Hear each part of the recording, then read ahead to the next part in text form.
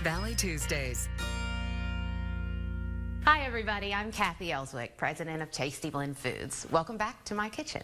You know, up to this point I've been showing you the basics with our mixes, but today I want to show you something a little more adventurous with our Teays Valley cornbread.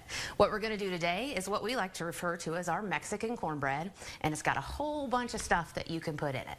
You're going to need some corn, some green peppers, some onions and jalapenos, which I've already kind of chopped up, and I've already drained the corn, put it all on a plate. I've also got my favorite cheese and some sour cream. Now remember, you can put as much in this as you want or as little as you want. But before we get started, we need to get our oven preheated to 425, and we want to take our cast iron skillet. We want to get some oil in it to coat it, and then we'll get it nice and hot so that when we pour in the cornbread, we get that crust on the bottom. So we'll just make sure that we pour in enough oil to coat it.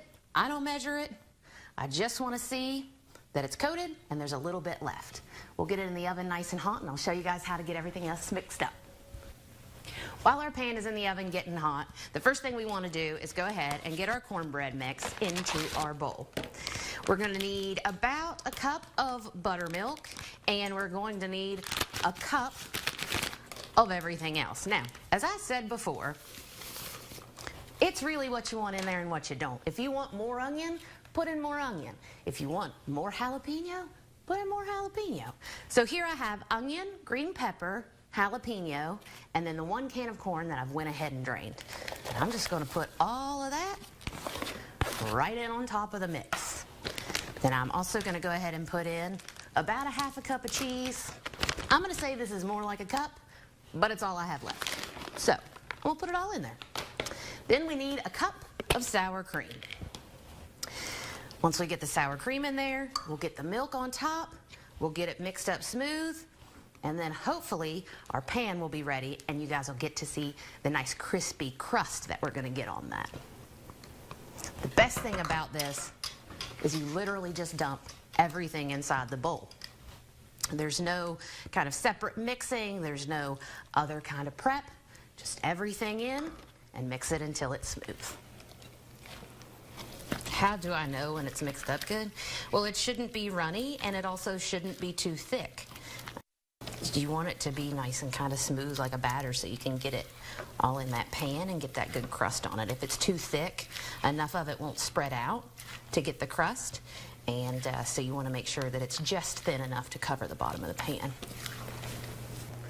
Our grease has been in this pan for about 15 minutes, and I can tell that it's ready because I can smell it.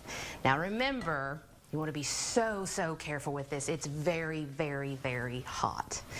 When we pour this in here, this oil is going to instantly crust up our cornbread and give us a nice solid bottom, okay?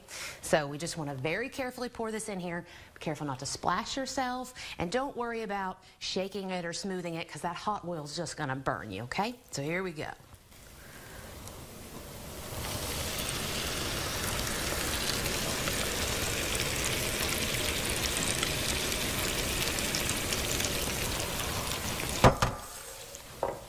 Once we got it in there, we're just going to carefully get it right back into the oven. I've gotten this out of the oven, and would you just look at how delicious it is. I want to show you guys the crust we were able to achieve since we did that nice hot oil first. When you lift this up just the tiniest bit, you could see this nice crust. You got the vegetables and the cheese that all got nice and brown and done. And it goes all the way down to the bottom as well. This is going to pair well with any of your favorite dishes, but it's also so full and hearty of vegetables, you can eat it on its own with a little bit of butter.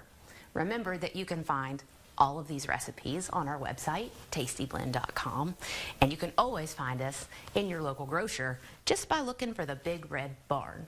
Last thing I want to tell you is, nobody has to know that it came from a mix.